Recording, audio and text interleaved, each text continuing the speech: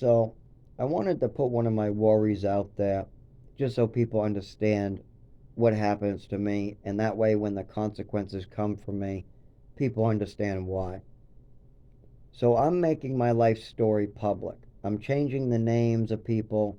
I have no want to put people's real identity out there. I'm keeping that private, calling everybody the Goober family and Goodman family and things like that. I also have like 20 fathers that you call father or dad. I have a biological, I have adopted, I have foster, I have figurative, I have all different types. So it's very unclear who I'm talking about in these, and that's on purpose. But that doesn't stop people from wanting to do harm to you. Now, I got a very upsetting text message from a family member that basically was worded in a way that made it clear that their only intent is to sue me. They want to sue a guy who's dying, falling apart, and from nothing that he's done. Um, and I knew that this was most likely their response. I ask for help. I tell them what's going on with me for 25 years. I try to explain this for 25 years. I bring it up repeatedly. They see the faces of my face black and blue. They see some of the paperwork saying seizures. They can talk to family members all the way back to 10 years old about these events, or they could speak to me and see how real this very is, that this is, how real this very much is. But instead, they just try to say it's manufactured when it clearly isn't. It hurts to even talk about this, so it very much isn't. And they just want to make things worse. I am very used to that response. Usually, when I speak up, like when I spoke up in the doctor's office, saying what happened to me that night, what's going on with me, why can't I see, why couldn't I feel, why did I lose all my senses, why couldn't I stand up, why did I lose consciousness, why did my breathing slow down, and the doctors are like, what, why, and then they look over to the parents, and then they say it was an allergy, forget about it, it was a long time ago. That was documented. They say that I'm lying about that I never said that it didn't happen. Now, this has been admitted on paperwork as an allergy. It's been admitted as a coordination issue. This has already been apparent. It was just called 101 different things. So it's very factual. It's very real. And anybody who's seen me knows how real it is on a very day basis, every day. My coworkers know it's real.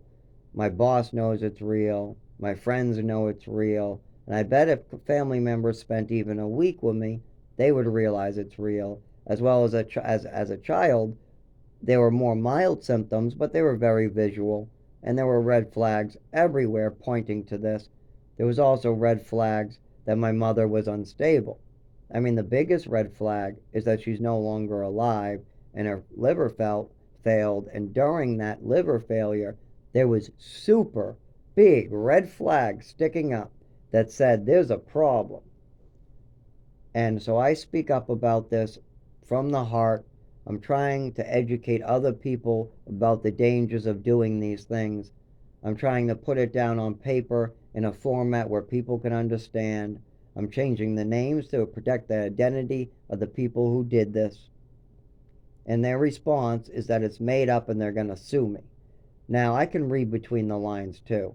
It was, they used the wording of like defamatory and things like that. They used a lot of lawyer lingo. But I was already aware that that's most likely the way that they would go. They would try to do more harm to me or financial damage to me or try to put me in a cold prison cell where I have seizures and my roommate rapes me or something. That's most likely what they're going to try to do to help me.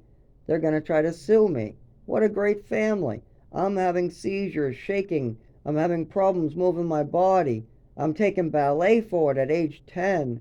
I'm passed out all the time. I'm speaking up at the doctors about this. I'm being trafficked from town to city to state to state to state, all over the place. And yeah, they're bringing me on trips to Venezuela and Hawaii on random cruises, but they're not trying to fix this neurological disorder.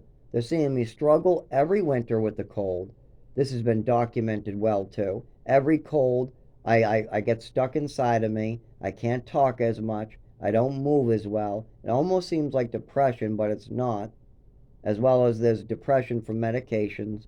I mean, if you give me a lot of medications that have side effects, may cause depression, then I may get depression. It says right on the bottle, may cause depression. Then it may cause depression. So there's a lot of stuff like that going on. It's all been documented.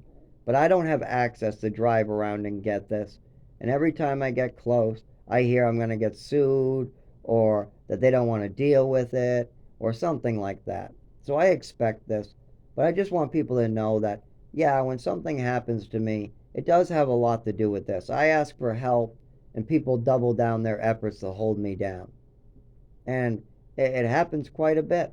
I really suggest a video that's called How to Think Clearly, and it's based off of a really famous writer called Marcus Aurelius. I think I pronounced that wrong. I pronounced it right earlier, but I think that time it's wrong. But anyways, he's an old ancient writer from like ancient Italy, ancient Rome, and he wrote a book called The Meditations, and then in that book they've established a lot of different types of trainings. One is how to think clearly.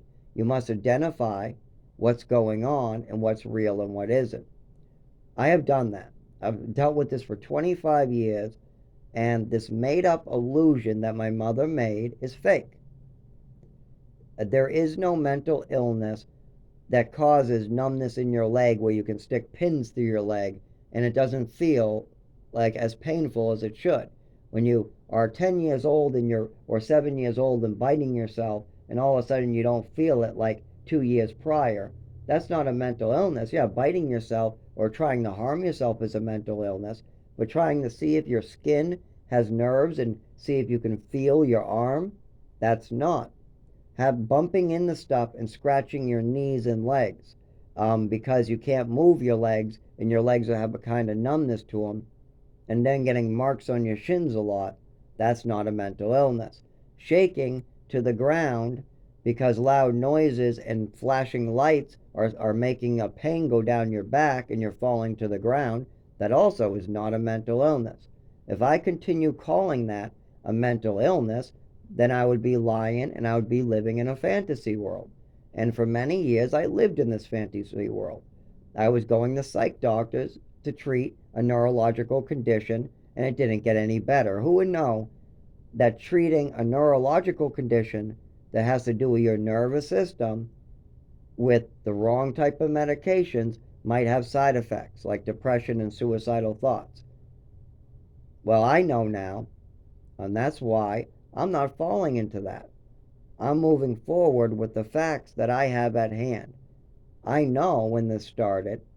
I know how I felt that day. I know when I woke up, how I felt when I woke up. I know after all these years of investigating this, what is real and what isn't.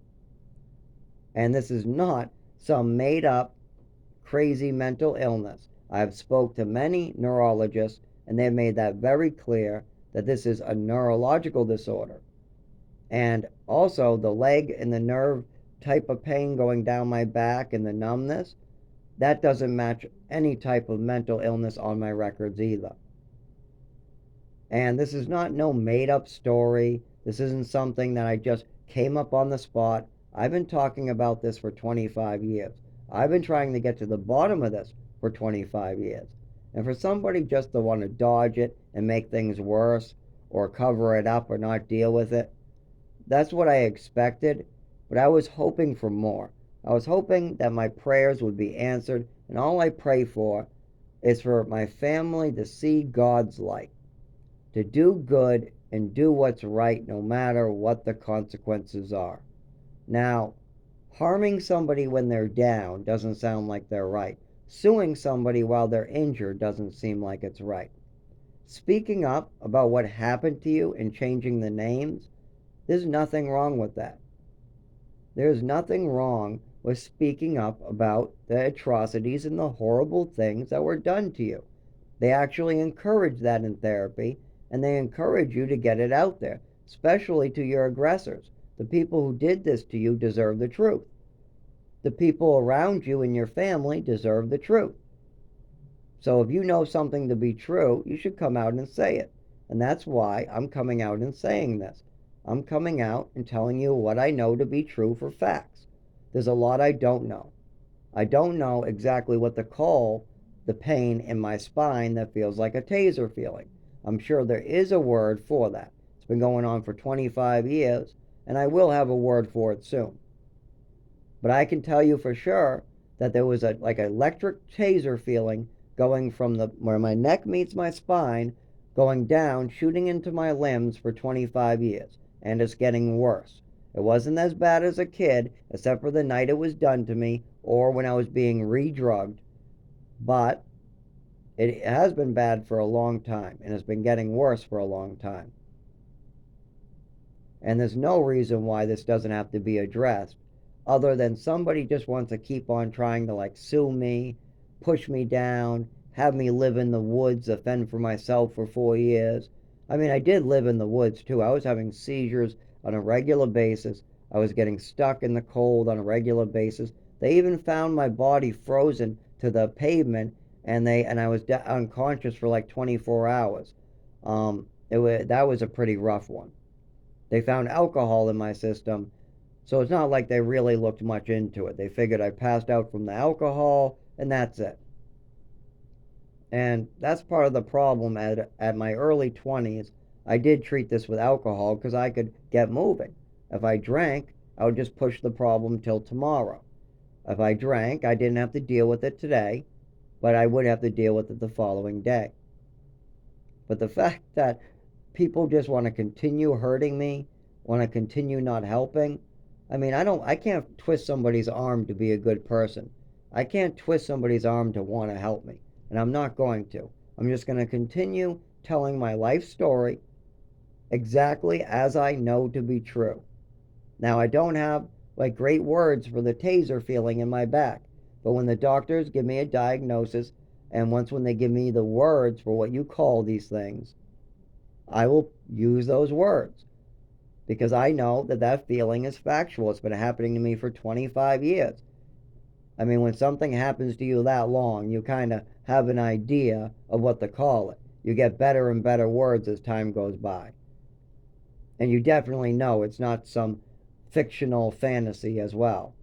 When you fall down constantly and you're constantly seeing the blood come out of your head, arms, feet, I mean, you know it's very real. When you miss out on hanging out with friends, when you spend all your time at doctors, when you want to go to hang out at the pond, but instead you're in the emergency room, yeah, that's very real to you. That sucks. For the last, I don't know, 10 years, on my days off, I spend it at the doctors and emergency rooms. Most people my age go to the movies. They play video games. They go out with friends. Me? I go to the doctors to figure out what's going on. I go to the emergency room because I had a seizure. I try to make some money so I can pay for these things. That's what I do on my free time. And it's not fun. But this is very real, and so I have to. I have to spend this time doing these things. And that makes it even more real for me. And when people try to cover it up with like a fantasy or their own made up excuses, yeah, that can be very hurtful, but I'll move past it. I will. I'll move past it. I'll suffer a lot more, and I'll continue doing the right thing until this takes my life. And that's all I can ask, is to keep doing the right thing and hope that others find what the right thing is, that they follow God's wisdom and God's light.